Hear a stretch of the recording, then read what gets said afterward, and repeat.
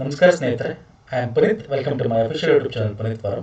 ಸ್ನೇಹಿತರೆ, F D A S D A ಎಕ್ಸಾಮ್ಗೆ very important ಆಗಿರ್ತಕ್ಕಂಥದ್ದು ಪ್ರೀವಿಯಸ್ ಇಯರಲ್ಲಿ ಎಫ್ ಡಿ ಎ ಮತ್ತು ಎಸ್ ಡಿ ಎಲ್ಲಿ ಕೇಳಿರ್ತಕ್ಕಂಥ 2001, 8, 5, 17, 12, 11ರಲ್ಲಿ ಕೇಳಿರ್ತಕ್ಕಂಥ ಅರ್ಥಶಾಸ್ತ್ರದ ಪ್ರಮುಖವಾಗಿರ್ತಕ್ಕಂಥ MCQs ತಗೊಂಡ್ಬಂದಿದ್ದೀನಿ. ಏನು ಕೇಳಿದ್ದಾರೆ ಕ್ವಶನ್ ಪೇಪರ್ ಅದನ್ನ ಡೀಟೇಲ್ ಆಗಿ ಡಿಸ್ಕಸ್ ಮಾಡ್ತೀನಿ. ವೆರಿ ಇಂಪಾರ್ಟೆಂಟ್ ಈಗ ಬರ್ತಕ್ಕಂಥ F D A S D A ಎಕ್ಸಾಮ್ಗೆ. Okay sir, okay fine. So ಇದನ್ನು ಡಿಸ್ಕಸ್ ಮಾಡೋಕ್ಕಿಂತ ಮುಂಚೆ ನಾನು ಪ್ರಮುಖವಾಗಿ ಸ್ನೇಹಿತರೆ, F D A S D A exam ನೀವು ಪ್ರಿಪೇರ್ ಆಗ್ತಾ ಇದ್ರೆ ಒಂದು ಪರೀಕ್ಷಾ ಆ್ಯಪ್ ಅಂತಿದೆ. ಅವರು F D S D A test series ಬಿಡುಗಡೆ ಮಾಡಿದ್ದಾರೆ. ಜಸ್ಟ್ 180 ರೂಪೀಸ್ಗೆ ನಿಮಗೆ ಸಿಗುತ್ತೆ.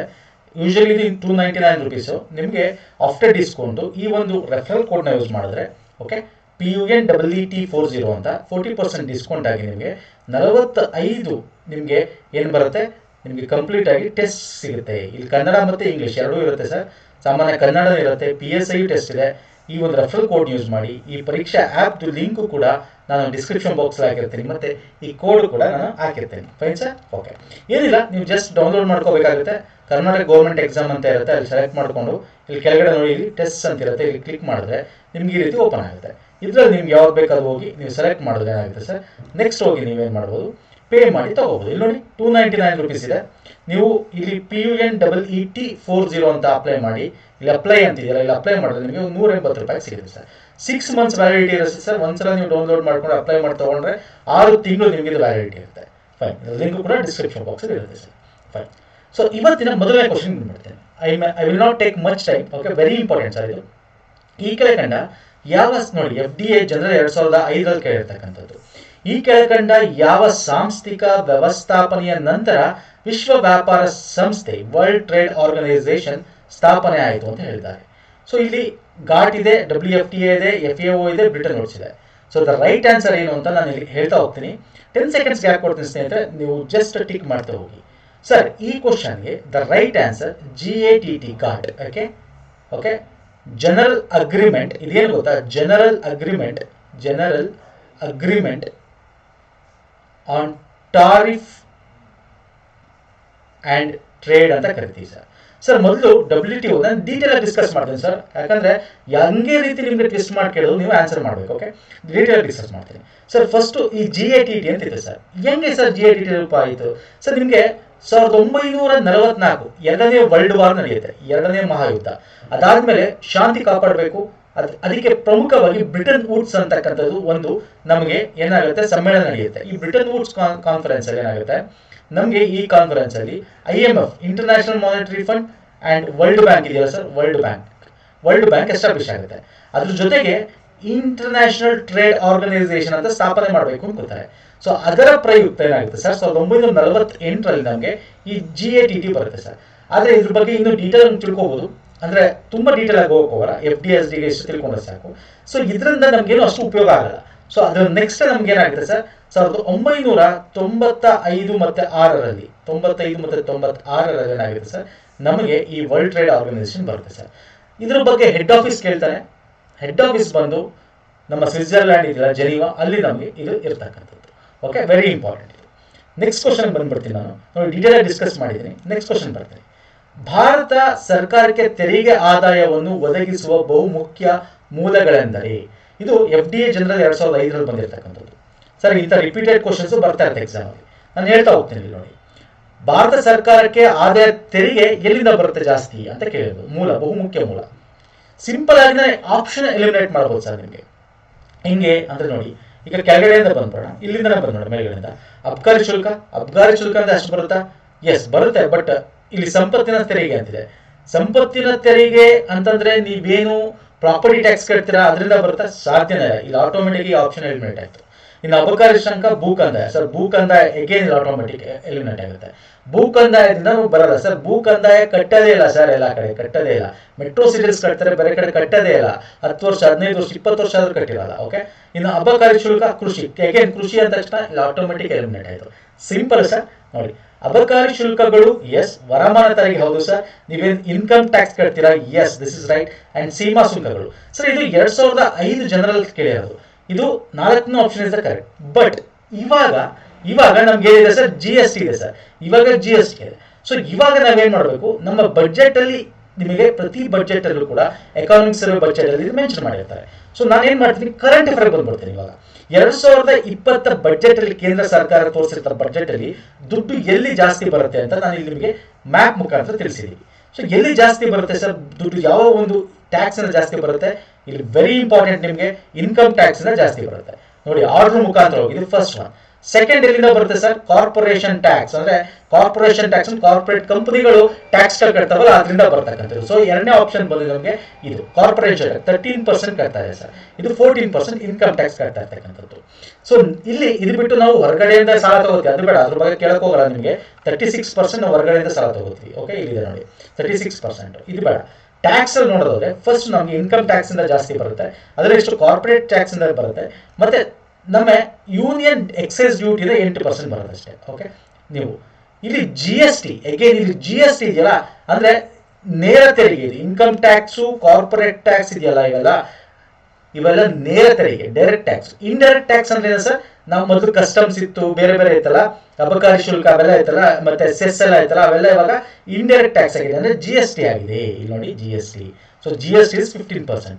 ಸೊ ಈಗ ಎಕ್ಸಾಂಪಲ್ ಹೆಂಗ್ ಕೇಳ್ತಾನೆ, ಈ ಕೆಳಗಿನವುಗಳಲ್ಲಿ ಯಾವ್ದ್ರಿಂದ ಹೆಚ್ಚಾಗಿ ಬರುತ್ತೆ ಅಂತ ಕೇಳ್ತಾರೆ, ಅಥವಾ ಯಾವ್ದ್ರಿಂದ ಅತಿ ಹೆಚ್ಚು ಬರೋದು ಅಂತ ಕೇಳಬಹುದು. ಜಿ ಎಸ್ ಟಿ ಇಂದ ಅತಿ ಹೆಚ್ಚು ಬರ್ತಕ್ಕಂಥದ್ದು ಅಂದ್ರೆ ನಮ್ಮ ನಾನ್ ಡೈರೆಕ್ಟ್ ಟ್ಯಾಕ್ಸ್, ಅಂದ್ರೆ ನಮ್ಮ ನಾನ್ ಡೈರೆಕ್ಟ್ ಟ್ಯಾಕ್ಸ್ ಇಂದ ಏನೋ ಜಿ ಎಸ್ ಟಿ ಅಂದ್ರೆ ನೇರ ತೆರಿಗೆ ಅಲ್ಲದೆ ಇರತಕ್ಕಂಥದ್ದು 15% ಬರುತ್ತೆ. ಇನ್ಕಮ್ ಟ್ಯಾಕ್ಸ್ ಇಂದ 14% ಬರುತ್ತೆ, ಇಲ್ಲಿದೆ ನೋಡಿ. ಮತ್ತೆ ಕಾರ್ಪೊರೇಷನ್ ಟ್ಯಾಕ್ಸ್ ಇಂದ 13% ಬರುತ್ತೆ. ಇದು ವೆರಿ ಇಂಪಾರ್ಟೆಂಟ್ ಸರ್. ಇದನ್ನು ಸ್ವಲ್ಪ ನಿಮಗೆ ಟ್ವಿಸ್ಟ್ ಮಾಡಿ ಕೇಳಬಹುದು. ಯಾವಾಗಲೂ ಯಾಕೆ ಹಿಂಗೆ ಕೇಳಬೇಕು, ಎಲ್ಲಿ ದುಡ್ಡು ಸರ್ಕಾರ ಇನ್ವೆಸ್ಟ್ ಮಾಡುತ್ತೆ, ಇದು ಬರುತ್ತೆ ಸರ್ಕಾರಕ್ಕೆ, ಇನ್ವೆಸ್ಟ್ ಮಾಡೋದು ಎಲ್ಲಿ ಜಾಸ್ತಿ ಅಂತ ಕೇಳಬಹುದು. Rupees goes out of the government ಅಂತ. ಸೊ ಇದನ್ನ ಕೇಳಿದಾಗ ಏನಂತ ಬರೀತಾರ, ಅದ್ರಲ್ಲಿ ಜಾಸ್ತಿ ಎಲ್ಲಿ ಸರ್ಕಾರ ದುಡ್ಡನ್ನ ಇನ್ವೆಸ್ಟ್ ಮಾಡ್ತಾ ಇದೆ ಅಂದ್ರೆ ಸ್ಟೇಟ್ಸ್ ಗಳಿಗೆ ಕೊಡ್ತಾ ಇದೆ ನೋಡಿ. ಶೇರ್ ಟ್ಯಾಕ್ಸ್ ಡ್ಯೂಟೀಸ್ ಶೇರ್ ಇದೆಯಲ್ಲ ಅದು 16% ಇದೆ. ಅದು ಬಿಟ್ರೆ ಇಂಟ್ರೆಸ್ಟ್ ಪೇಮೆಂಟ್ ಮಾಡುತ್ತೆ, ಸಾಲ ತಗೊಂಡಿರೋದಕ್ಕೆ 20%.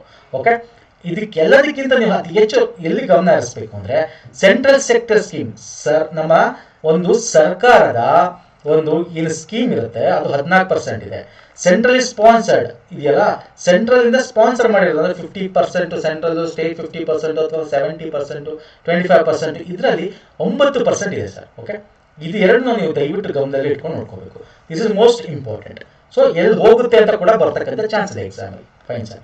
ನೆಕ್ಸ್ಟ್ ಬಂದ್ಬಿಡ್ತೀನಿ, ಬ್ರಿಟಿಷ್ ವಸಾಹತುಶಾಹಿ ಆಡಳಿತದಲ್ಲಿ ಆರ್ಥಿಕತೆ ಬಸಿದು ಹೋದ ಸಿದ್ಧಾಂತ ಎಕನಾಮಿಕ್ ಡ್ರೈನ್ ಥಿಯರಿ ಎಂದು ಪ್ರತಿಪಾದಿಸಿದವರಲ್ಲಿ ಪ್ರಮುಖರು ಯಾರು? ಯಾರು ಎಕನಾಮಿಕ್ ಡ್ರೈನ್ ಥಿಯರಿ ಆರ್ಥಿಕತೆ ಬಸಿದು ಹೋಗುವ ಸಿದ್ಧಾಂತ ಪ್ರತಿಪಾದಿಸಿದರು? Dadabhai Naoroji, Surendranath Banerjee, Gopalkrishna Gokhale, Balagangadhar Tilak. So which is the right answer sir? ಇಲ್ಲಿ ಸರ್ ಇಲ್ಲಿ ರೈಟ್ ಆನ್ಸರ್ ನಿಮ್ಗೆ ಗೊತ್ತಿರ್ತಕ್ಕಂಥ ಈಸಿ ಕ್ವಶನ್ ಇದು. ದಾದಾಬಾಯಿ ನೌರೋಜಿ ಅವರು ಅಲ್ವಾ, ಇವರು ಒಂದು ಬುಕ್ ಬರೀತಾರೆ.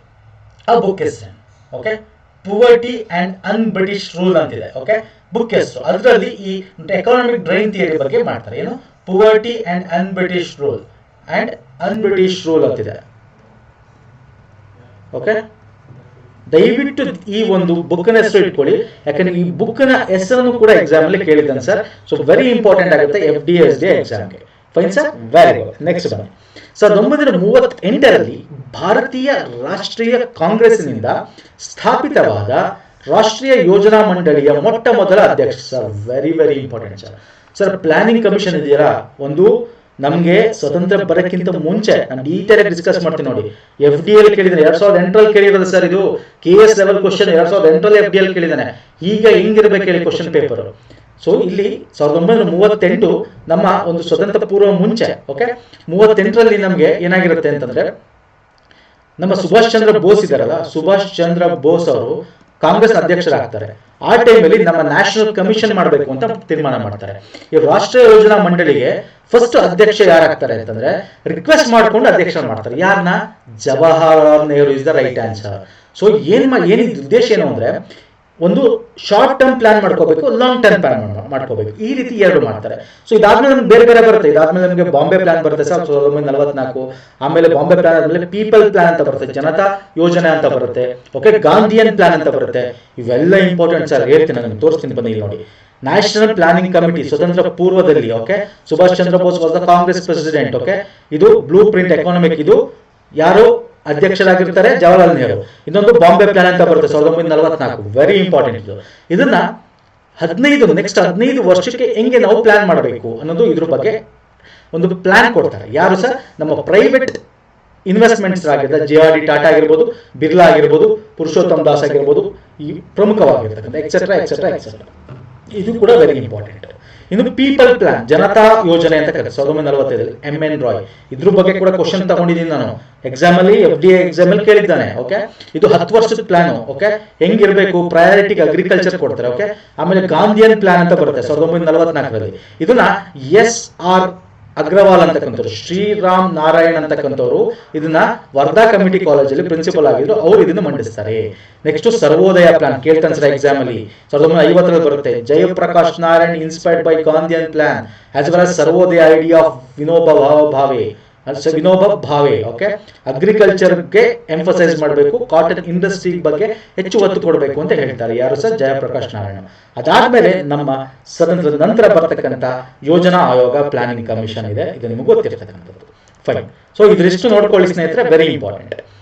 ನೆಕ್ಸ್ಟ್ ಕ್ವಶನ್ ಏನು ನೋಡ್ತೇವೆ, ಭಾರತಕ್ಕಾಗಿ ಜನತಾ ಯೋಜನೆ. ನೋಡಿ, ಈಗ ತಾನೇ ಡಿಸ್ಕಸ್ ಮಾಡಿದೆ. ಜನತಾ ಯೋಜನೆಯನ್ನು 1944ರಲ್ಲಿ ಯಾರು ರೂಪಿಸಿದರು? Jawaharlal Nehru, MN Roy, Subhash Chandra Bose, Mahatma Gandhi. So the right answer sir ಇಲ್ಲಿ MN ರಾಯ್. ಈಗ ತಾನೇ ಡಿಸ್ಕಸ್ ಮಾಡಿದೆ ಜನತಾ ಯೋಜನೆ. ನೋಡಿ 2008ರಲ್ಲಿ ಕೇಳಿದಾನೆ ಸರ್ ಜನತಾ ಯೋಜನೆ. ಇಲ್ಲಿ ನೋಡಿ, ಇಲ್ಲಿ people's plan MN Roy. Gandhian plan ಕೇಳಬಹುದು, ಶ್ರೀನಾರಾಯಣ್ ಅಗರ್ವಾಲ್, SN ಅಗರ್ವಾಲ್ ಅಂತ ಕೂಡ ಹಾಕ್ಬೋದು. ನೆಕ್ಸ್ಟ್ ಸರ್ವೋದಯ ಪ್ಲಾನ್ ಬಗ್ಗೆ ಕೇಳಬಹುದು. ಎಕಾನಮಿಲಿ ವೆರಿ ಇಂಪಾರ್ಟೆಂಟ್ ಸರ್, ಇದೆಲ್ಲ ನೋಡ್ಕೊಳ್ಳಿ ದಯವಿಟ್ಟು. ನೋಡಿ, ಇದ್ರಲ್ಲಿ ಆಲ್ರೆಡಿ 3 ಕ್ವಶನ್ ಈ ಒಂದು ಎಕ್ಸಾಮ್ ಕೇಳಕ್ ಹೋಗಿದೆ. ಓಕೆ, ವೆರಿ ಇಂಪಾರ್ಟೆಂಟ್ ಇದು. ನೆಕ್ಸ್ಟ್ ಹೋಗೋಣ. ಈ ಕೆಳಗಿನವುಗಳಲ್ಲಿ ಯಾವುದು ಭಾರತದಲ್ಲಿ ಪ್ರಧಾನ ಖಾರಿಫ್ ಬೆಳೆ ಅಲ್ಲ? ಓಕೆ, ಇಂಪಾರ್ಟೆಂಟ್ ಆಗುತ್ತೆ. ಖಾರಿಫ್ ಬೆಳೆ ಅಲ್ಲ, ಬೆಳೀತವೆ, ಅದು ಇಟ್ ಈಸ್ ನಾಟ್ ಎ ಪ್ರಧಾನವಾಗಿರ್ತಕ್ಕಂಥದ್ದು ಅಲ್ಲ ಅದು ಅಂತ. ಯಾವುದು? ಭತ್ತನ, ಗೋಧಿನ, ಮುಸ್ಕಿನ ಜೋಳನ, ಹತ್ತಿನ. ಇಲ್ಲಿ ಸರ್ ದ ರೈಟ್ ಆನ್ಸರ್ ನಿಮಗೆ ಯಾವುದು ಅಂತಂದ್ರೆ ನಾನು ಹೇಳ್ತೀನಿ, ದ ರೈಟ್ ಆನ್ಸರ್ ಇಸ್ ಗೋಧಿ ಸರ್. ಗೋಧಿ is the right answer. Okay, ಗೋಧಿ ಇಸ್ ದ ರೈಟ್ ಆನ್ಸರ್. ಇಲ್ಲಿ ನಾನು ನಿಮಗೆ ತಗೊಂಡಿದ್ದೀನಿ ಮೇಜರ್ ಖಾರಿಫ್ ಕ್ರಾಪ್ಸ್ ಯಾವುದು? ಓಕೆ, ರಾಬಿ ನಿಮ್ಗೆ ಗೊತ್ತಲ್ಲ, ಖಾರಿಫ್ ಬೆಳೆ ಅಂತಿದೆ, ನಿಮ್ಗೆ ಗೊತ್ತಿರಬೇಕು. ನಮ್ಮ ಸೀಸನಲ್ ಬೆಳೆಗಳಲ್ಲಿ ರಾಬಿ ಮತ್ತೆ ಜಾಯದ್ ಯಾವಾಗ ಬೆಳಿತೀವಿ ಕೇಳ್ತಾನೆ, ಏಪ್ರಿಲ್ ಟು ಜೂನ್ ಟೈಮಲ್ಲಿ ಆಗತಕ್ಕಂಥ ಜಾಯದ್. ಓಕೆ, ಜಾಯದ್ ಅಂತ ಕರಿತೀವಿ, ಜಾಯದ್. ಓಕೆ, ರಾಬಿ ಬೆಳೆ ಅಕ್ಟೋಬರ್ ಟು ಮಾರ್ಚ್ ಆಗುತ್ತೆ. ಖಾರಿಫ್ ಬೆಳೆ ಜೂನ್ ಟು ಸೆಪ್ಟೆಂಬರ್ ಅಲ್ಲಿ ಆಗ್ತಕ್ಕಂಥ. ನೋಡಿ, ಇಲ್ಲಿ ಯಾವ ಹೆಚ್ಚು ನಾವು ಬೆಳಿತೀವಿ ಅಂತಂದ್ರೆ ರೈಸ್ ಬೆಳಿತೀವಿ, ಕಾಟನ್ ಬೆಳಿತೀವಿ, ಬಜ್ರ ಅಂದ್ರೆ ನಮಗೆ ಗೊತ್ತಿರಬೇಕು, ಮೇಯ್ಸ್ ಜೋಳ ಆಗಿರ್ಬೋದು, ಜೋವರ್ ಆಗಿರೋದು, ಮೆಕ್ಕೆಜೋಳ ಆಗಿರ್ಬೋದು, ಮತ್ತೆ ನಮ್ಮ ತೂರ್ ತೂರ್ ಅಂದ್ರೆ ಗೊತ್ತಲ್ಲ ನಮ್ಮ ತೊಗರಿ ಬೆಳೆ. ಇಲ್ಲಿ ನೋಡಿ, ವೀಟ್, ಗೋಧಿ ನಾವು ರಾಬಿ ಕ್ರಾಪ್ ಮೇಜರ್ ಕ್ರಾಪ್, ಅಕ್ಕಿ ನಮಗೆ kharif major crop. Okay, very important sir, this is most important. ಇನ್ನು ಜಾಯದಲ್ಲಿ ನಾವು ವೆಜಿಟೇಬಲ್, ಫ್ರೂಟ್ಸ್, ಫಾಡರ್ ಬೆಳಿತೀವಿ. ಇಲ್ಲಿ ಇನ್ನೊಂದು ನಾನು ನಿಮ್ಗೆ ಮುಖ್ಯವಾಗಿ ಹೇಳ್ತೀನಿ, ಡಿಫ್ರೆನ್ಸ್ ತಿಳ್ಕೊಳ್ಳಿ. ಈ ಗ್ರಾಮ್ ಅಂತ ಏನ್ ಕರಿತೀವಿ, ಗ್ರಾಮ್ ಸೀಡ್ಸ್, ರೇಪ್ ಸೀಡ್ಸ್ ಅಂತ ಅಂದ್ರೆ ಕಾಳುಗಳು ಹೆಚ್ಚಾಗಿ ನಾವು ರಾಬಿ ಬೆಳೆಯಲ್ಲಿ ಬೆಳೀತಕ್ಕಂಥದ್ದು. ಯಾವ ಟೈಮಲ್ಲಿ? ಅಕ್ಟೋಬರ್ ಟು ಮಾರ್ಚ್ ಟೈಮಲ್ಲಿ ರಾಬಿ ಬೆಳೆಯಲ್ಲಿ ನಾವು ಕಾಳುಗಳು ಬೆಳಿತೀವಿ. ಬೇಳೆಗಳು ಯೂಶಲಿ ನಾವು ಹೆಚ್ಚಾಗಿ ಬೆಳೀತಕ್ಕಂಥದ್ದು ಖಾರಿಫ್ ಕ್ರಾಪ್ ಅಲ್ಲಿ. ಓಕೆ, ಖಾರಿಫ್ ಬೆಳೆ ಜೂನ್ ಟು ಸೆಪ್ಟೆಂಬರ್ ಅಲ್ಲಿ. This is most important point ಆಗುತ್ತೆ ಸರ್ ಎಕ್ಸಾಮ್ ಪರ್ಸ್ಪೆಕ್ಟಿವ್ ಇಂದ. Okay sir, fine. Next question ಹೋಗ್ಬಿಡ್ತೇನೆ. ಭಾರತದಲ್ಲಿ ಈ ಕೆಳಕಂಡ ಯಾವ ರಾಜ್ಯ ಅತಿ ಉದ್ದದ ಸಮುದ್ರ ಕಿನಾರೆಯನ್ನು ಹೊಂದಿದೆ? ವೆರಿ ಇಂಪಾರ್ಟೆಂಟ್, ಸಿಂಪಲ್ ಕ್ವಶನ್ ಇದು, ನಿಮ್ಗೆ ಗೊತ್ತಿರಬೇಕು. ಈಗ ಫಸ್ಟ್ ಈ question answer ಮಾಡ್ಕೊಂಡ್ಬಿಡೋಣ. Kerala, Orissa, Karnataka, Andhra Pradesh. So ಈ ಎಲ್ಲ ರಾಜ್ಯಗಳ ಹೋಲಿಸಿದ್ರೆ Andhra Pradesh is the biggest ನಮಗೆ ಕೋಸ್ಟಲ್ ಏರಿಯಾ ಹೊಂದಿರತಕ್ಕಂಥದ್ದು ಅಲ್ವಾ ಸರ್? ನಮ್ಮ ಭಾರತ ಮ್ಯಾಪ್ ಥಿಂಗ್ ತಗೊಂಡ್ರೆ ಆಂಧ್ರ ಪ್ರದೇಶ ಈ ಒಂದು ಆಪ್ಷನ್ ಅಲ್ಲಿ ಜಾಸ್ತಿ. ಆದರೆ ಓವರ್ ಆಲ್ ನಮ್ಮ ಕೋಸ್ಟಲ್ ರಾಜ್ಯ, ಕರಾವಳಿ ತೀರ ರಾಜ್ಯಗಳು ತಗೊಂಡ್ರೆ ನಮಗೆ ಅತಿ ಹೆಚ್ಚು ಹೊಂದಿರತಕ್ಕಂಥದ್ದು ಯಾವುದು ಸರ್? ಯಾವುದು? ಕಮೆಂಟ್ ಅಲ್ಲಿ ಹೇಳಿ. ವೆರಿ ವೆರಿ ವೆರಿ ಇಂಪಾರ್ಟೆಂಟ್ ಇದು ಗುಜರಾತ್. ಓಕೆ, ಗುಜರಾತ್ ಅತಿ ಹೆಚ್ಚು ಹೊಂದಿರತಕ್ಕಂಥದ್ದು Gujarat. Okay, very important sir ಇದು ಕೂಡ. ಇಲ್ಲಿ ಕರ್ನಾಟಕ ಬಂದು 8th ಒಂದು ಇದರಲ್ಲಿ ಬರುತ್ತೆ, ಅಂದ್ರೆ 8ನೇ ಒಂದು ಪ್ಲೇಸ್ ಅಲ್ಲಿ ಬರ್ತಕ್ಕಂಥದ್ದು. ನೆಕ್ಸ್ಟ್ ಬನ್ನಿ, ಯೂನಿವರ್ಸಲ್ ಕಾಪಿರೈಟ್ ಕನ್ವೆನ್ಷನ್ ಬಳಕೆಗೆ ಬಂದ ವರ್ಷ. ನೋಡಿ ಎಂತೆಂತ ಕ್ವಶನ್ ಬಂದಿರುತ್ತೆ, ಆ ಇಯರ್ ಅಲ್ಲಿ ಕರೆಂಟ್ ಅಫೇರ್ ಇರುತ್ತೆ, ಅದಕ್ಕೆ ಬಂದಿರುತ್ತೆ ಇದು. ಯೂನಿವರ್ಸಲ್ ಕಾಪಿರೈಟ್ ಅಂದ್ರೆ ಕಾಪಿರೈಟ್ ನ ವಯೋಲೇಟ್ ಮಾಡಬಾರ್ದು, ಒಬ್ಬರದು ಏನಿದೆ ಅದನ್ನ ಇನ್ನೊಬ್ರು ಯೂಸ್ ಮಾಡಬಾರ್ದು, ಕಾಪಿರೈಟ್ ವಯೋಲೇಷನ್ ಆಗುತ್ತೆ. ಓಕೆ, ಪೇಟೆಂಟ್ ಬಗ್ಗೆ ತಿಳ್ಕೋಬೇಕು. ಸೊ ಇದ್ರ ಬಗ್ಗೆ ಒಂದು ಕನ್ವೆನ್ಷನ್ ಆಗುತ್ತೆ, ಅದಾಗುತ್ತೆ ಸರ್ 1950-60ರಲ್ಲಿ ಆಗ್ತಕ್ಕಂಥದ್ದು. ಬಟ್ ಅದು ಜಾರಿಗೆ ಬಂದಿದ್ದು ಯಾವಾಗ ಅಂದ್ರೆ ದ ರೈಟ್ ಆನ್ಸರ್ ನಾನು ನಿಮ್ಗೆ ಹೇಳ್ತೀನಿ, 1971 sir. 1971 is the right answer. Okay, current affair ಇರುತ್ತೆ ಸರ್, ಅದಕ್ಕೆ ಈ ಕ್ವಶನ್ ಬಂದಿದೆ. ಓಕೆ, ಜಾಸ್ತಿ ತಲೆ ಕೆಡಿಸ್ಕೊಳ್ಳೋದು ಬೇಡ. ಈಗ ನೆಕ್ಸ್ಟ್ ಕ್ವಶನ್ ಬಂದ್ಬಿಡ್ತೀನಿ ನಾನು. ಕೆಳಗಿನವುಗಳಲ್ಲಿ ಯಾವ ಕ್ರಿಯಾ ಚಟುವಟಿಕೆಯು ದ್ವಿತೀಯ ರಂಗದ ಅಡಿಯಲ್ಲಿ ಬರುತ್ತದೆ? ದ್ವಿತೀಯ ರಂಗ ಅಂದ್ರೆ ಸರ್ ನಿಮ್ಗೆ ಗೊತ್ತಿರಬೇಕು, primary sector, secondary sector, tertiary sector ಅಂತ ಕರಿತೀವಿ. ಅಂದ್ರೆ ಪ್ರಾಥಮಿಕ ವಲಯ, ದ್ವಿತೀಯ ವಲಯ, ತೃತೀಯ ವಲಯ ಅಂತ ಕರಿತೀವಿ ಅಲ್ಲ ಸರ್. ಈ ಕೆಳಗಿನವುಗಳಲ್ಲಿ ಯಾವ ಕ್ರಿಯಾ ಚಟುವಟಿಕೆ ದ್ವಿತೀಯ ರಂಗದ ಅಡಿಯಲ್ಲಿ ಬರುತ್ತದೆ ಅಂತ ಕೇಳಿದಾನೆ. ಈಸಿ ಇದು. ದ್ವಿತೀಯ ಅಂದ ತಕ್ಷಣ ನಮ್ಮ ತಯಾರಿಕಾ ಕೈಗಾರಿಕೆ ಅಂದ್ರೆ ಇಂಡಸ್ಟ್ರಿ ಏನಿದೆ, ಪ್ರೊಡಕ್ಷನ್ ಇಂಡಸ್ಟ್ರಿ ಅಂತ ಏನು ಕರಿತೀವಿ, this is the right answer. Sir ನಿಮಗೆ ಗೊತ್ತಿರಬೇಕು, ಒಂದು ಸಿಂಪಲ್ ಅನ್ನ ಇಲ್ಲಿ ಚಾರ್ಟ್ ತಗೊಂಡಿದ್ದೀನಿ. ಯೂಶಲಿ ಪ್ರೈಮರಿ ಆಕ್ಟಿವಿಟೀಸ್ ಅಂತ ಏನು ಕರಿತೀವಿ, ಓಕೆ, ಸೆಕೆಂಡರಿ, ಟರ್ಷರಿ, ಕ್ವಟರ್ನರಿ ಅಂಡ್ ಕ್ವೈನರಿ ಅಂತ ಕರಿತೀವಿ ಸರ್. ತಿಳ್ಕೊಂಡಿರ್ಬೇಕಿದು. ಈ ಟರ್ಷರಿಯಲ್ಲಿ ನಾವು ಈ ಕ್ವಟರ್ನರಿ, ಕ್ವೈನರಿ ಅಂತ ಸಬ್ ಡಿವೈಡ್ ಮಾಡ್ತೀವಿ. ಸಿಂಪಲ್ ಆಗಿ ಹೇಳ್ತೀನಿ, ಅಗ್ರಿಕಲ್ಚರ್ ಏನಿದೆ ಸರ್, ನಮ್ಮ ಅಗ್ರಿಕಲ್ಚರ್ ಮತ್ತೆ ಮತ್ತೆ ನಮ್ಮ ಈ ಗಣಿಗಾರಿಕೆ ಅಂದ್ರೆ ನಾವು ಕೈಯಿಂದ ಹಾಕಿ ತೆಗಿತೀವಿ ನೋಡಿ, ಕೈಯಿಂದ ಮಾಡ್ತೀವಿ ನೋಡಿ ಕೆಲಸ. ನಾವು ಉತ್ಪತ್ತಿ ಆಗತ್ತೆ ನೋಡಿ, ಸ್ಟಾರ್ಟಿಂಗ್ ಭೂಮಿಯಿಂದ ಉತ್ಪತ್ತಿ ಆಗುತ್ತೆ, ಅದು ಪ್ರೈಮರಿ ಸೆಕ್ಟರ್, ಪ್ರಾಥಮಿಕ ವಲಯ. ಸೆಕೆಂಡರಿ ಅಂದ್ರೆ ಇದನ್ನ ತಗೊಂಡು ನಾವೇನ್ ಮಾಡ್ತೀವಿ ಸರ್, ಮ್ಯಾನುಫ್ಯಾಕ್ಚರಿಂಗ್ ಮಾಡ್ತೀವಲ್ಲ ಸರ್, ಇದು ನಾವು ಸೆಕೆಂಡರಿ ವಲಯ. ಈ ಟರ್ಷರಿ ಇದೆಯಲ್ಲ, ಇವರು ಮ್ಯಾನುಫ್ಯಾಕ್ಚರಿಂಗ್ ಮಾಡಲ್ಲ. ತೃತೀಯ ವಲಯ ಇದೆಲ್ಲ ಮ್ಯಾನುಫ್ಯಾಕ್ಚರಿಂಗ್ ಮಾಡಲ್ಲ, ಸೇವಾ ವಲಯ ಅಂತ ಕರಿತೀವಿ, ಸರ್ವಿಸ್ ಸೆಕ್ಟರ್ ಅಂತ ಕರಿತೀವಿ. ಇಲ್ಲಿ ಎರಡು ಆಗಿರ್ತಕ್ಕಂಥದ್ದನ್ನ ಸೇಲ್ ಮಾಡ್ತಕ್ಕಂಥದ್ದು. ಅಥವಾ ಈಗ ಫಾರ್ ಎಕ್ಸಾಂಪಲ್ ಸಾರಿಗೆ ಆಗಿರ್ಬೋದು, ಏರೋಪ್ಲೇನ್ ಆಗಿರ್ಬೋದು, ಅಲ್ಲಿಂದ ಕೂಡ ಇನ್ಕಮ್ ಬರುತ್ತಲ್ಲ ಸರ್, ಇದು ಸರ್ವಿಸ್ ಸೆಕ್ಟರ್ ಆಗುತ್ತೆ, ಸರ್ವಿಸ್ ಕೊಡ್ತಾ ಇದೀವಿ ಅಂತ. ಓಕೆ, ಇನ್ನು ಕ್ವಟರ್ನರಿ ಅಂದ್ರೆ ನಮ್ಮ ರಿಸರ್ಚ್ ಅಂಡ್ ಡೆವಲಪ್ಮೆಂಟ್ ಏನ್ ನಡೆಯುತ್ತೆ ಕೇಳ್ತಾನೆ ಎಕ್ಸಾಮ್ ಅಲ್ಲಿ, ನಮ್ಮ R&D ಆಗಿರ್ಬೋದು, ರಿಸರ್ಚ್ ಮಾಡೋದು, ಆರ್ಟಿಫಿಷಿಯಲ್ ಇಂಟೆಲಿಜೆನ್ಸ್, ಸೊ ಇಂಥ ಟೆಕ್ನಾಲಜಿ ಇದೆಯಲ್ಲ, ಇದೆಲ್ಲ ಕ್ವಟರ್ನರಿ ಅಂತ ಬರುತ್ತೆ, ನಾಲ್ಕನೆಯ ಒಂದು ವಲಯ ಅಂತ ಕರಿತೀವಿ. ಇನ್ನು ಕ್ವೈನರಿ ಅಂತಿದೆ ನೋಡಿ. ಕ್ವೈನರಿ ಅಂತಕ್ಕಂಥದ್ದು ಏನಿಲ್ಲ, ಇದು ಡಿಸಿಷನ್ ಮೇಕಿಂಗ್. ಈ ಒಳ್ಳೊಳ್ಳೆ ಇದರಲ್ಲಿ ಟಾಪ್ ಲೆವೆಲ್ ಅಲ್ಲಿ ಕೂತಿರ್ತಾರಲ್ಲ, ಅವ್ರು ಡಿಸಿಷನ್ ತಗೋತಾರಲ್ಲ, ಒಂದು ಪಾಲಿಸಿ ಮಾಡ್ತಾರಲ್ಲ, ಅದನ್ನ ಕ್ವೈನರಿ ಆಕ್ಟಿವಿಟೀಸ್ ಅಂತ ಕರಿತೀವಿ. ಇದನ್ನ ಗೋಲ್ಡ್ ಕಾಲರ್ ಜಾಬ್ ಅಂತ ಕರಿತೀವಿ, ಗೋಲ್ಡ್ ಕಾಲರ್ ಜಾಬ್ ಅಂತ ಕರಿತೀವಿ. ಸರ್ ಎಕ್ಸಾಮ್ ಅಲ್ಲಿ ಕೇಳ್ತಾನೆ, gold collar job is quinary activities ನಡೀತಕ್ಕಂಥದ್ದು. ಈಗ ಪ್ರೈಮರಿ ಆಕ್ಟಿವಿಟೀಸ್ ನಡೆಯೋದು ಯಾವ ತರ ಸರ್, ಅದು ರೆಡ್ ಕಲರ್ ಜಾಬ್, ಕೆಂಪು ಪಟ್ಟಿ ಅಲ್ವಾ, ಕೆಂಪು ಪಟ್ಟಿ ರೆಡ್ ಕಾಲರ್ ಜಾಬ್ ಆಗುತ್ತೆ. ಸೆಕೆಂಡರಿ ಸೆಕ್ಟರ್ ನಡೀತಕ್ಕಂಥದ್ದು ಸರ್ ವೆರಿ ಇಂಪಾರ್ಟೆಂಟ್. ನಮ್ಮ ದ್ವಿತೀಯ ವಲಯದಲ್ಲಿ ನಡೀತಕ್ಕಂತ ಕೆಲಸಗಾರನ್ನ ಯಾವ ತರ ಏನಂತ ಕರಿತೀವಿ, ಕಾರ್ಖಾನೆಯಲ್ಲಿ ಬ್ಲೂ ಕಾಲರ್ ಜಾಬ್ ಅಲ್ವಾ, ನೀಲಿ ಪಟ್ಟಿ, ನೀಲಿಯ ಕಾಲರ್, ನೀಲಿ ಪಟ್ಟಿಯ ಕೆಲಸ ಅಂತ ಕರಿತೀವಿ. ಟರ್ಷರಿಯಲ್ಲಿ ಆಗ್ತಕ್ಕಂಥದ್ನ ವೈಟ್ ಕಾಲರ್ ಜಾಬ್ ಅಂತ ಕರಿತೀವಿ, ವೈಟ್ ಕಾಲರ್ ಜಾಬ್, ಬಿಳಿಯ ಪಟ್ಟಿ ಅಲ್ವಾ ಸರ್, ವೆರಿ ಇಂಪಾರ್ಟೆಂಟ್. ಇನ್ನು ಇಂಡಿಯನ್ ಎಕಾನಮಿ ಸೆಕ್ಟರ್ ನಾವು ಹಿಂಗೆ ಆರ್ಗನೈಸ್ ಸೆಕ್ಟರ್, ಅನ್ಆರ್ಗನೈಸ್ ಸೆಕ್ಟರ್ ಅಂತ ಕೂಡ ಡಿವೈಡ್ ಮಾಡ್ತಾರೆ. ಅಂದ್ರೆ ಸಂಘಟಿತ, ಅಸಂಘಟಿತ ಅಂತ. ಸಂಘಟಿತ ಅಂದ್ರೆ ರಿಜಿಸ್ಟರ್ ಆಗಿರ್ತದೆ, ಅಲ್ಲಿ PF ಸಿಗ್ತಾ ಇರ್ತದೆ, ESI ಸಿಗ್ತಾ ಇರ್ತದೆ. ಅಸಂಘಟಿತ ಅಂದ್ರೆ ರಿಜಿಸ್ಟರ್ ಆಗಿರಲ್ಲ, 10ಕ್ಕಿಂತ ಜನ ಕಮ್ಮಿ ಇರ್ತಾರೆ, ಅಲ್ಲಿ ರಜೆಗಳಿರಲ್ಲ, ಒಂದು ಪಾಲಿಸಿಗಳಿರಲ್ಲ, ಅದನ್ನ ಅನ್ಆರ್ಗನೈಸ್, ಅಸಂಘಟಿತ ವಲಯ ಅಂತ ಕರಿತೀವಿ. ಇನ್ನು on the basis of ownership ಮೇಲೆ ಪಬ್ಲಿಕ್ ಸೆಕ್ಟರ್ ಅಂತ ಕರಿತೀವಿ, ಸಾರ್ವಜನಿಕ ವಲಯ, ಪ್ರೈವೇಟ್ ಸೆಕ್ಟರ್, ಖಾಸಗಿ ವಲಯ. ಇದೆರಡು ಮರ್ಜ್ ಆಗಿದ್ರೆ ಪಬ್ಲಿಕ್ ಪ್ರೈವೇಟ್ ಪಾರ್ಟ್ನರ್ಶಿಪ್ ವಲಯ ಅಂತ ಕರಿತೀವಿ. ಸಿಂಪಲ್ ನೋಡಿ, ಇಷ್ಟೇ. ಇದ್ರ ಮೇಲೆ ಕ್ವಶನ್ಸ್ FDSD ಅಲ್ಲಿ ಫ್ರೇಮ್ ಆಗ್ತಾ ಹೋಗುತ್ತೆ. ಇಷ್ಟು ಕಾನ್ಸೆಪ್ಟ್ ತಿಳ್ಕೊಂಡ್ರೆ you can clear it the exam. Fine sir, next ಹೋಗೋಣ ಬನ್ನಿ. ರಿಹಾಂಡ್ ಕಣಿವೆ ಪರಿಯೋಜನೆ ಎಲ್ಲಿದೆ ಸರ್? ಇದು ಆ ಒಂದು ವರ್ಷದಲ್ಲಿ ನ್ಯೂಸ್ ಅಲ್ಲಿ ಇತ್ತು ಸರ್, ಅದಕ್ಕೆ ಬಂದಿದೆ. ದ ರೈಟ್ ಆನ್ಸರ್ ಹೇಳ್ಬಿಡ್ತೀನಿ, ಇದು ಈ ವರ್ಷಕ್ಕೆ ನಮ್ಗೆ ಉಪಯೋಗ ಅಲ್ಲ. The right answer Uttar Pradesh. But ಈ ವರ್ಷಕ್ಕೆ ಉಪಯೋಗ ಆಗ್ತಕ್ಕಂಥದ್ದು ಇದೆ ಸರ್. ಏನಿದೆ ಸರ್? ಈ ವರ್ಷ ಕಂಪ್ಲೀಟ್ ಆಗಿ ನಿಮ್ಗೆ ಪಾಸಸ್ ಬಗ್ಗೆ ಕೇಳ್ತಾನೆ. ಸಿಕ್ಕಿಮಲ್ಲಿ ನ್ಯೂಸ್ ಅಲ್ಲಿ ಇತ್ತು ಅಲ್ವಾ, ಪಾಸ್ಗಳು, ಹಿಮಾಲಯನ್ ಪಾಸ್ಗಳು. ನಮ್ಮ ಲಡಾಖ್ ಅಲ್ಲಿ ನ್ಯೂಸ್ ಅಲ್ಲಿ ಇತ್ತು, ಮತ್ತೆ ಉತ್ತರಾಖಂಡದಲ್ಲಿ ಲಿಪುಲೇಕ್ ಪಾಸ್ ನ್ಯೂಸ್ ಅಲ್ಲಿ ಇತ್ತು ಅಲ್ವಾ ಸರ್. ಇವೆಲ್ಲ ಕೇಳ್ತಾನೆ. ಅದಕ್ಕೋಸ್ಕರ ನಾನು ಒಂದು ವಿಡಿಯೋ ಕೂಡ ಮಾಡಿದ್ದೀನಿ, ಪ್ರಮುಖ ಹಿಮಾಲಯದ ಪಾಸ್ಗಳು ಅಂತ ಹೇಳಿ ಎಲ್ಲ ರಾಜ್ಯವಾರು ಮಾಡಿದ್ದೀನಿ ಸರ್. ಇದ್ರ ಲಿಂಕ್ ಬೇಕು ಅಂದ್ರೆ ನಾನು ಡಿಸ್ಕ್ರಿಪ್ಷನ್ ಬಾಕ್ಸ್ ಹಾಕಿರ್ತೀನಿ ಅಥವಾ ಕಮೆಂಟ್ ಸೆಕ್ಷನ್ ಹಾಕಿರ್ತೀನಿ, ದಯವಿಟ್ಟು you can go through it sir. ಎಕ್ಸಾಮ್ಗೆ ವೆರಿ ವೆರಿ ವೆರಿ ಇಂಪಾರ್ಟೆಂಟ್ ಪ್ರಮುಖವಾದ ಪಾಸ್ಗಳು ಡಿಸ್ಕಸ್ ಮಾಡಿದ್ದೀನಿ. ಮತ್ತೆ ಇಲ್ಲಿ ಟ್ರೈ ಜಂಕ್ಷನ್ ಪಾಸ್ ಬರುತ್ತೆ. ಟ್ರೈ ಜಂಕ್ಷನ್ ಅಂದ್ರೆ 3 ರಾಷ್ಟ್ರಗಳ ಮಧ್ಯೆ ಇರತಕ್ಕಂಥ ಪಾಸ್ಗಳು ಬರುತ್ತೆ. ಇದ್ರ ಬಗ್ಗೆ ಕೂಡ ನಾನು ಡಿಸ್ಕಸ್ ಮಾಡಿದ್ದೀನಿ ಸರ್. Okay sir, fine. ಇನ್ನು ನೆಕ್ಸ್ಟ್ ಕ್ವಶನ್ ಬಂದ್ಬೇಡ ಬನ್ನಿ. ಲಿಮೊನೈಟ್ ಎಂಬುದು ಇದರ ಒಂದು ವಿಧ ಅಥವಾ ಮಾದರಿ ಆಗಿದೆ. ನೋಡಿ 2018 ಕೇಳಿರೋದು ತಾಮ್ರದ ಅದಿರು, ಕಲ್ಲಿದ್ದಲು, ಬಾಕ್ಸೈಟ್, ಕಬ್ಬಿಣ ಅದಿರು. So the right answer sir ಇಲ್ಲಿ ಕಬ್ಬಿಣದ ಅದಿರು. ಓಕೆ, ಕಬ್ಬಿಣದ ಅದಿರು is the right answer. Next ಬನ್ನಿ, ನೋಡಿ ಇಲ್ಲಿ ಮ್ಯಾಗ್ನೆಟೈಟ್ ಅತಿ ಹೆಚ್ಚು ಕೇಳಿದಾನೆ ಎಕ್ಸಾಮ್ ಅಲ್ಲಿ, KS ಅಲ್ಲಿ ಕೇಳಿದಾನೆ ಸರ್. ಮ್ಯಾಗ್ನೆಟೈಟ್ ಅತ್ಯಂತ ಹೆಚ್ಚು ಕಬ್ಬಿಣಾಂಶ ಇರತಕ್ಕಂಥದ್ದು. ಹೆಮಟೈಟ್ ಇದು ಕೂಡ ಅದಿರು, ಕಬ್ಬಿಣದ್ದು 60-70% ಇರುತ್ತೆ. ಸೆಕೆಂಡ್ ಇದು ಕೆಂಪು ಅದಿರು ಅಂತ ಕೂಡ ಕರಿತೀವಿ, ಇದನ್ನ ಕಪ್ಪು ಅದಿರು ಅಂತ ಕರಿತೀವಿ. ಲಿಮೊನೈಟ್ ಅಂತ ಇದೆ, ಅದು 40-60 ಭಾಗದಷ್ಟು ಇರುತ್ತೆ.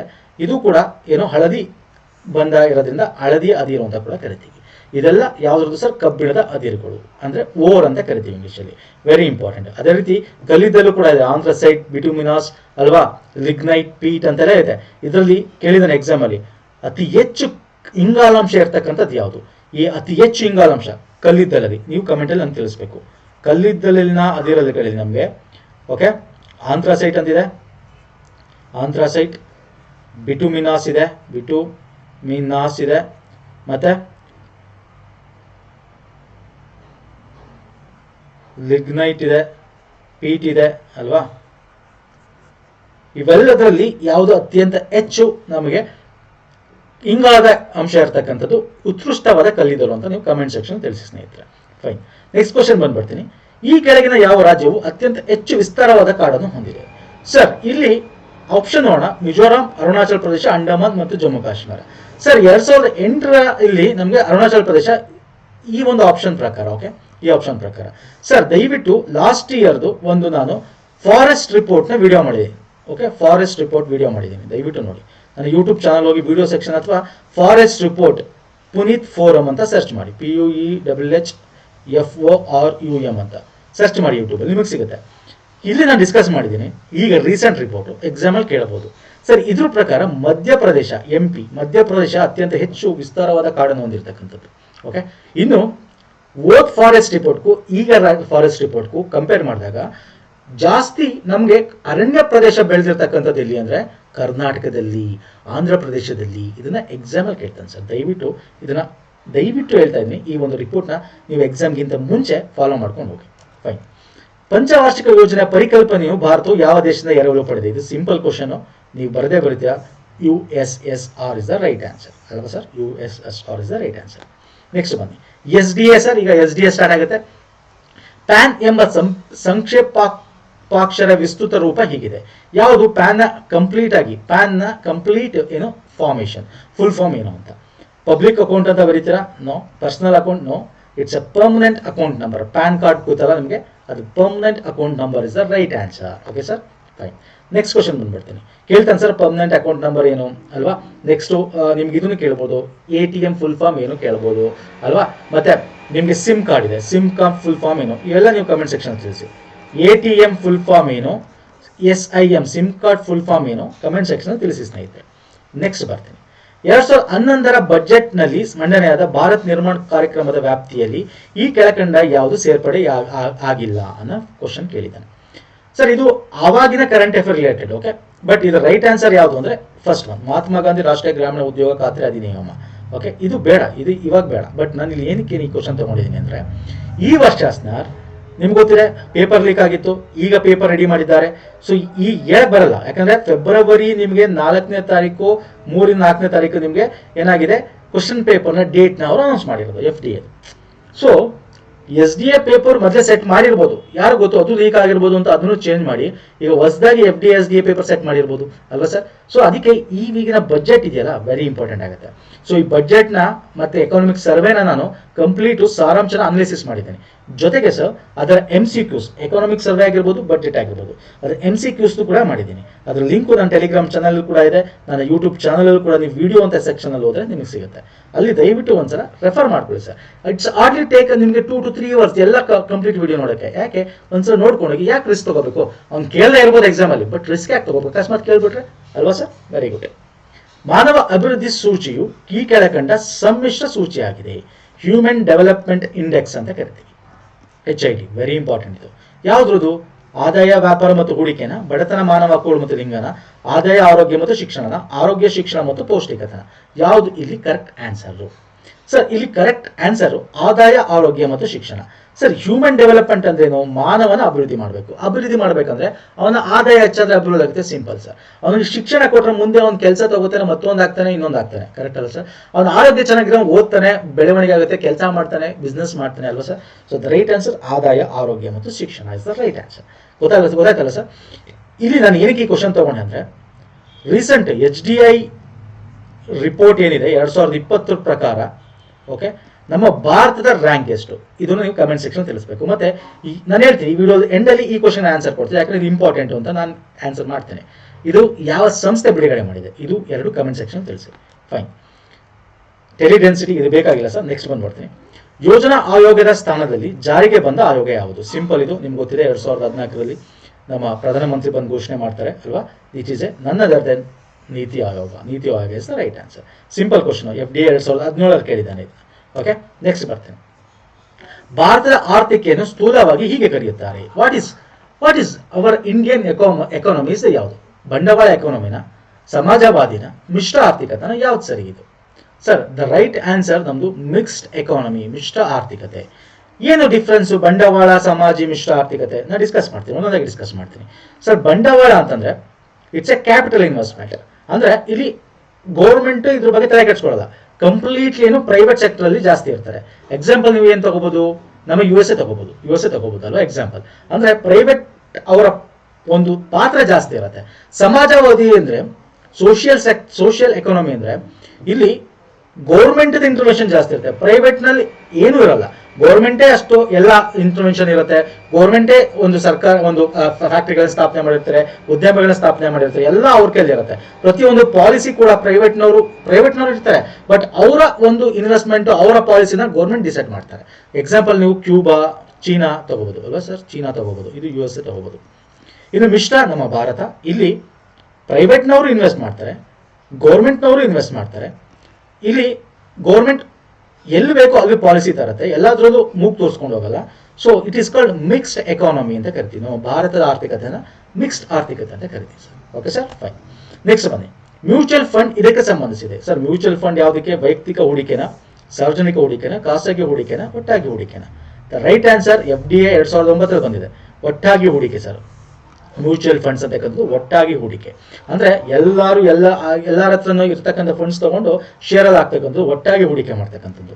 ಓಕೆ, SBI ಒಂದು ಏನು? What is SBI sir? SBI ರಾಷ್ಟ್ರೀಕೃತ ಬ್ಯಾಂಕ, ಸಾರ್ವಜನಿಕ ವಲಯದ ಬ್ಯಾಂಕ, ಖಾಸಗಿ ವಲಯದ ಬ್ಯಾಂಕ, ಅಭಿವೃದ್ಧಿ ಬ್ಯಾಂಕ? ಯಾವುದು ಕರೆಕ್ಟ್ ಆನ್ಸರ್? ಇದು ನಮ್ಮ ನ್ಯಾಷನಲೈಸ್ಡ್ ಬ್ಯಾಂಕ್ SBI ಅಲ್ಲ ಸರ್. ಪಬ್ಲಿಕ್ ಸೆಕ್ಟರ್ ಬ್ಯಾಂಕ್ ಅಂತ ಕೂಡ ಕರಿತೀವಿ, but nationalised bank is the right answer.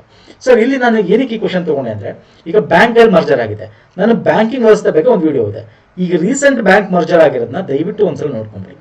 ಯಾಕೆ ಇಲ್ಲಿ ಪ್ರೈವೇಟೈಸೇಷನ್ ಕೂಡ ಆಗಿದೆ. IDBI ಇದೆಯಲ್ಲ, ಪ್ರೈವೇಟೈಸೇಷನ್ ಆಗಿದೆ. ಇದು IDBI ಬ್ಯಾಂಕ್ ನ ಪ್ರೈವೇಟ್ ಮಾಡಿದ್ದಾರೆ. ಈಗ ಇಂಡಸ್ಟ್ರಿಯಲ್ ಡೆವಲಪ್ಮೆಂಟ್ ಬ್ಯಾಂಕ್ ಇತ್ತಲ್ಲ, ಇದು ಪ್ರೈವೇಟೈಸೇಷನ್ ಮಾಡಿದ್ದಾರೆ. ಇದನ್ನು ಕೇಳ್ಬೋದು ನಿಮಗೆ. ಈಗ ಇದು ಪ್ರೈವೇಟ್ ಬ್ಯಾಂಕ್ ಆಗಿದೆ. Okay, very important. ನೆಕ್ಸ್ಟ್ ಬನ್ನಿ, ವಿಶೇಷ ಆರ್ಥಿಕ ವಲಯದ ಈ ಕೆಳಗಿನವುಗಳಲ್ಲಿ ಯಾವುದು ಉದ್ದೇಶವಾಗಿಲ್ಲ? ಯಾವುದು ಉದ್ದೇಶ ಆಗಿಲ್ಲ ಅಂದ್ರೆ ನಾವು ಏನಂತ ಕರಿತೀವಿ? SEZ ಝೋನ್ ಅಂತ ಕರಿತೀವಿ ಅಲ್ವಾ. SEZ ಝೋನ್ ನಲ್ಲಿ ಈ ಕೆಳಗಿನ ಯಾವುದು ಉದ್ದೇಶ ಅಲ್ಲ. ಕೃಷಿ ಮತ್ತು ಕೈಗಾರಿಕೆ ಉತ್ತೇಜಿಸುವುದು, ಸರಕು ಹಾಗೂ ಸೇವೆಗಳ ನಿರ್ಯಾತ ಉತ್ತೇಜಿಸುವುದು, ಪೂರಕ ಆರ್ಥಿಕ ಚಟುವಟಿಕೆಗಳನ್ನು ಉತ್ತೇಜಿಸುವುದು, ಮೂಲ ಸೌಕರ್ಯ ಅಭಿವೃದ್ಧಿಗೊಳಿಸುವುದು. ಸರ್ ಇಲ್ಲಿ ಯಾವುದು ಅಲ್ಲ ಅಂತ ಕೇಳಿರೋದು ಸರ್. ರೈಟ್ ಆನ್ಸರ್ ಕೃಷಿ ಮತ್ತು ಕೈಗಾರಿಕೆ ಬಗ್ಗೆ SEZ ಇಲ್ಲ ಸರ್. ಸರ್ SEZ ಏನ್ ಮಾಡಿದ್ರೆ ಸರಕು ಸೇವೆಗಳ ಬಗ್ಗೆ ಉತ್ತೇಜನ ಮಾಡಕ್ಕೆ. ಈಗ ನಾವು ಇವಾಗ ಬರ್ತಾ ಇದೆ, ಬಟ್ ಇದು 2009 ಪ್ರಶ್ನೆಯಲ್ಲಿ ದ ರೈಟ್ ಆನ್ಸರ್ ಯಾವುದು ಅಂದ್ರೆ ಒಂದು. ಅಂದ್ರೆ SEZ ಝೋನ್ ನ ಸ್ಪೆಷಲಿ ಎಕಾನಮಿಕ್ ಝೋನ್ ಅಂತ ಏನ್ ಕರಿತೀವಿ. ಇಲ್ಲಿ ಏನಾಗುತ್ತೆ ಅಂದ್ರೆ ಒಂದಷ್ಟು ನಿಮಗೆ ಸಪರೇಟ್ ಆಗಿ, ಈಗ ನಿಮ್ಗೆ ಗೊತ್ತಿರುತ್ತೆ, ಬ್ಯಾಂಗ್ಳೂರಲ್ಲಿ ಗೊತ್ತಿರುತ್ತೆ, ಬೇರೆ ಮಂಗಳೂರಿದ್ರೆ ಗೊತ್ತಿರುತ್ತೆ. ಒಂದು SEZ ಝೋನ್ ಮಾಡಿ ಏನ್ ಮಾಡ್ತಾರೆ, ಅಲ್ಲಿ ಒಂದಷ್ಟು ಕಂಪ್ನಿಗಳನ್ನ ಮಾಡಿರ್ತಾರೆ. ಅವ್ರಿಗೆ ಒಂದಷ್ಟು ಸಬ್ಸಿಡಿ ಕೊಡೋದು, ಎಕ್ಸ್ಪೋರ್ಟ್ಗೆ ಒಂದಷ್ಟು ವಿನಾಯಿತಿ ಕೊಡೋದು, ಆರ್ಥಿಕ ಚಟುವಟಿಕೆಗೆ ಏನ್ ಬೇಕು ಅದನ್ನ ಸೃಷ್ಟಿ ಮಾಡ್ಕೊಳ್ಳೋದು, ಮೂಲ ಸೌಕರ್ಯ ಅಭಿವೃದ್ಧಿ ಮಾಡ್ಕೊಳ್ಳೋದು, ಅಲ್ಲಿಗೆ ಹೋಗಕ್ಕೆ ಬರೋದಕ್ಕೆ. ಸೊ ಇವೆಲ್ಲ ಕೂಡ ಇರುತ್ತೆ. ಸೊ ಅದರಿಂದ ಈ 3 ಇಸ್ ದ ರೈಟ್. ಸೊ ಯಾವುದು ಅಲ್ಲ ಅಂತಂದ್ರೆ ಇದು ಅಲ್ಲ. So 1 is the right answer for ಈ ಕ್ವಶನ್ಗೆ. Okay sir, fine. ನೆಕ್ಸ್ಟ್ ಬನ್ನಿ, 13ನೇ ಹಣಕಾಸು ಆಯೋಗದ ಮುಖ್ಯಸ್ಥರು ಸರ್. ವೆರಿ ಇಂಪಾರ್ಟೆಂಟ್ ಇದು. ಏನಕ್ಕೆ ವೆರಿ ಇಂಪಾರ್ಟೆಂಟ್ ಅಂದ್ರೆ, ಈಗ 15ನೇ ಹಣಕಾಸಿನ ರಿಪೋರ್ಟ್ ಕೂಡ ಬಂದಿದೆ. 15th ಫೈನಾನ್ಸ್ ಕಮಿಷನ್ ರಿಪೋರ್ಟ್ ಬಂದಿದೆ sir. Okay, 15th finance commission report ಬಂದಿದೆ. ಇಲ್ಲಿ 14th ಕಮಿಷನ್ ನ ಅಧ್ಯಕ್ಷರು ಯಾರು, 15th ಕಮಿಷನ್ ನ ಅಧ್ಯಕ್ಷರು ಯಾರು ತಿಳ್ಕೊಬೇಕಾಗುತ್ತೆ. ಓಕೆ, ಈಗ 13 ಇದು 2009 ಆಗಿರೋದ್ರಿಂದ 13 ಬಗ್ಗೆ ಕೇಳಿರೋದು. ಸೊ 13 ವಿಜಯ್ ಕೇಳ್ಕರ್ ಅವರು. 12ನೇ ಹಣಕಾಸು ಆಯೋಗದ ಅಧ್ಯಕ್ಷರು ಸಿ ರಂಗರಾಜನ್ ಅವರು. ಇವರು 12ನೇದು, ಇವರು 13ನೇವರು. ಓಕೆ, 14ನೇವರು ಯಾರು? YB ರೆಡ್ಡಿ. ಗೊತ್ತಿರಬೇಕು ನಿಮಗೆ YB ರೆಡ್ಡಿ. ಈಗ 15ನೇ ಕಮಿಷನ್ ಫೈನಾನ್ಸ್ ಕಮಿಷನ್ ಯಾರು? NK Singh. So this is the most important ಆಗಿರ್ತಕ್ಕಂಥದ್ದು. ನೆಕ್ಸ್ಟ್ ಬನ್ನಿ, SDI ಯಾವುದನ್ನು ಪರಿಗಣಿಸುವುದಿಲ್ಲ. ನೋಡಿ ಹಿಂಗೆ ಕೇಳ್ತಾನೆ. ನೋಡಿ ಒಂದೊಂದು ಕ್ವಶನ್ ಪೇಪರ್ ಒಂದೊಂದು ವರ್ಷದಲ್ಲಿ ಒಂದೊಂದು ರೀತಿ ಕೇಳ್ತಾನೆ. ಹ್ಯೂಮನ್ ಡೆವಲಪ್ಮೆಂಟ್ ಇಂಡೆಕ್ಸ್ಗೆ ಪ್ರಮುಖವಾಗಿ ಪಿಲ್ಲರ್ಸ್ ಏನಿದೆ ಯಾವುದಲ್ಲ ಅದು ಅಂತ ಕೇಳಿರೋದು. ಜೀವನ ನಿರೀಕ್ಷೆ, ಜೀವನ ಮಟ್ಟದ ಸೂಚಿ, ಶಿಕ್ಷಣ ಮಟ್ಟದ ಸೂಚಿ, ಲಿಂಗ ಬೆಳವಣಿಗೆ ಸೂಚಿ. ಸಿ ಯಾವುದಲ್ಲ ಸರ್? ಲಿಂಗಕ್ಕೂ ಹ್ಯೂಮನ್ ಡೆವಲಪ್ಮೆಂಟ್ಗೂ ಸಂಬಂಧ. ಹ್ಯೂಮನ್ ಅಂದ ತಕ್ಷಣ ಇಲ್ಲಿ ಲಿಂಗ ಬರಲ್ಲ ಸರ್. ಇಲ್ಲಿ ಎಲ್ಲ ಒಂದು ಇರುತ್ತೆ. ಅಂದ್ರೆ ಅವ್ರು ಎಷ್ಟು ಮಟ್ಟದ ಜೀವನ ನಿರೀಕ್ಷೆ ಇದೆ ಅವ್ರದ್ದು. ಓಕೆ, ಲೈಫ್ ಎಕ್ಸ್ಪೆಕ್ಟೆನ್ಸಿ ಅಂತ ಕರಿತೀವಿ. ಅವರ ಜೀವನ ಮಟ್ಟ ಸೂಚಿ ಅಂದ್ರೆ ಹೆಂಗೆ ಅವ್ರು ಬಾಳ್ತಾ ಇದ್ದಾರೆ. ಸೊ ಅಲ್ಲಿ ಶಿಕ್ಷಣ ಮಟ್ಟ ಎಷ್ಟು ಮಟ್ಟಿದೆ, ಇದು ಹ್ಯೂಮನ್ ಡೆವಲಪ್ಮೆಂಟ್ ಇಂಡೆಕ್ಸ್ ಅಲ್ಲಿ ಬರ್ತಕ್ಕಂಥದ್ದು. ಸೊ ದ ರೈಟ್ ಆನ್ಸರ್ ಯಾವುದು ಸರ್? ಇದಕ್ಕೆ ಪರಿಗಣಿಸಲಾಗುವುದಿಲ್ಲ ಕೇಳಿರೋದು. ಸೊ ಲಿಂಗ ಬೆಳವಣಿಗೆ ಸೂಚಿ ಇಸ್ ದ ರೈಟ್ ಆನ್ಸರ್. ಇದು ಅಲ್ಲ. ಓಕೆ, ವೆರಿ ಇಂಪಾರ್ಟೆಂಟ್ ಇದು. ನೆಕ್ಸ್ಟ್ ಬರ್ತೀನಿ, ಈ ಕೆಳಗಿನ ವಿವರಣೆಗಳನ್ನು ಪರಿಶೀಲಿಸಿ. 2011ರಲ್ಲಿ ಭಾರತದ ಜನಸಂಖ್ಯಾ ಬೆಳವಣಿಗೆ ದರವು ಪ್ರತಿ ವರ್ಷ 1.6 9.5% ರಷ್ಟಿತ್ತು. ಆಗ ಚಿನ್ನದ ದರ 1.8% ರಷ್ಟಿತ್ತು. ಜಗತ್ತಿನ ಸರಾಸರಿ ಬೆಳವಣಿಗೆ ದರ ಪ್ರತಿ ವರ್ಷ 1.8ರಷ್ಟಿತ್ತು. ಇವುಗಳಲ್ಲಿ ಯಾವುದು ಸರಿಯಾಗಿದೆ? ಸರ್, ಇಲ್ಲಿ ದ ರೈಟ್ ಆನ್ಸರ್ ಯಾವುದು ಅಂದ್ರೆ ಎಲ್ಲಾ ಕರೆಕ್ಟು. ಇದು ನೋಡಿ 2011ರಲ್ಲಿ ಬಂದಿರತಕ್ಕಂಥ, ಯಾಕಂದ್ರೆ 2011ರಲ್ಲಿ ನಮ್ಮ ಆ ಟೈಮಲ್ಲಿ ನಮಗೆ ಏನಾಗುತ್ತೆ, ಡಿಕೆ ಅಂದ್ರೆ 10 ವರ್ಷಕ್ಕೆ ಒಂದ್ಸಲ ನಮ್ಮ ಜನಗಣತಿ ಆಗಿರುತ್ತೆ.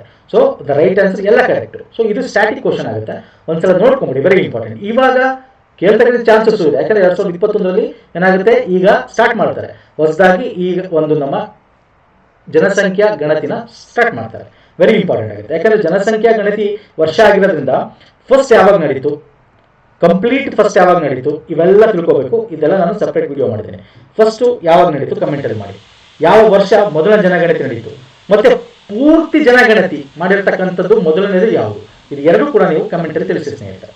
ನೆಕ್ಸ್ಟ್ ಬನ್ನಿ, ರಾಷ್ಟ್ರೀಯ ಗ್ರಾಮೀಣ ಉದ್ಯೋಗ ಖಾತರಿ ಅಧಿನಿಯಮ. ಓಕೆ, ಒಂದು ಮೊದಲ ಬಾರಿಗೆ ಜಾರಿಗೆ ತಂದ ಸಮ್ಮಿಶ್ರ ಸರ್ಕಾರ ಯಾವುದು ಅಂದ್ರೆ ಎಂಪ್ಲಾಯ್ಮೆಂಟ್ ಗ್ಯಾರಂಟಿ ಆಕ್ಟ್. ನಮ್ಮ ಮಹಾತ್ಮ ಗಾಂಧಿ ಅಂತಿದೆಯಲ್ಲ, ಅದನ್ನ ಆಮೇಲೆ ಮಹಾತ್ಮ ಗಾಂಧಿ ಅಂತ ಹೆಸರಿಟ್ಟದಕ್ಕೆ ಮೊದಲು national rural employment guarantee act ಅಂತ ಇತ್ತು. ಅದನ್ನ ಯಾವಾಗ ಫಸ್ಟ್ ತಂದಿದ್ದು ಯಾವ ಅಂದ್ರೆ ಯಾವ ಸರ್ಕಾರ? ದ ನ್ಯಾಷನಲ್ ಫ್ರಂಟ್, ರಾಷ್ಟ್ರೀಯ ಪ್ರಜಾಸತ್ತಾತ್ಮಕ ಮೈತ್ರಿಕೂಟನ, ಯುನೈಟೆಡ್ ಪ್ರೋಗ್ರೆಸಿವ್ ಮೈತ್ರಿಕೂಟನ, ಯುನೈಟೆಡ್ ಪ್ರೋಗ್ರೆಸಿವ್ ಮೈತ್ರಿಕೂಟನ. So the right answer 3, united progressive ಮೈತ್ರಿಕೂಟ 2004 ಮತ್ತು 9ರಲ್ಲಿ UPA ಸರ್ಕಾರ ಇದ್ದಾಗ ತಂದಿರತಕ್ಕಂಥದ್ದು. ವೆರಿ ಇಂಪಾರ್ಟೆಂಟ್ ಸರ್, ಯಾವಾಗ ಬಂತು ಅಂತ ಕೇಳ್ತಾನೆ. Okay, fine. ನೆಕ್ಸ್ಟ್ ಬನ್ನಿ, ಭಾರತದ ಒಟ್ಟು ಭೌಗೋಳಿಕ ವಿಸ್ತೀರ್ಣದಲ್ಲಿ ಕರ್ನಾಟಕದ ಪಾಲು ಎಷ್ಟಿದೆ? ಓಕೆ, ಕರ್ನಾಟಕ ಎಷ್ಟು ಪಾಲು ಹೊಂದಿದೆ? ಸಿಂಪಲ್, ಇದು 5.85%, ಶೇಕಡ 5.85. ಓಕೆ, ಇದು 2011ರಲ್ಲಿ ಬಂದಿರತಕ್ಕಂಥದ್ದು ಸರ್. ವೆರಿ ಇಂಪಾರ್ಟೆಂಟ್ ಕ್ವಶನ್ಸ್ ತಗೊಂಡಿದ್ದೀನಿ ಸರ್. ಇದೇ ರೀತಿ PDO PSI ಅಲ್ಲಿ ಬಂದಿರತಕ್ಕಂಥ ಒಂದಷ್ಟು ಕ್ವಶನ್ಸ್ ಬೇಕು, ಎಕಾನಮಿ ಇದು ಅಂತಂದ್ರೆ ಹೇಳಿ.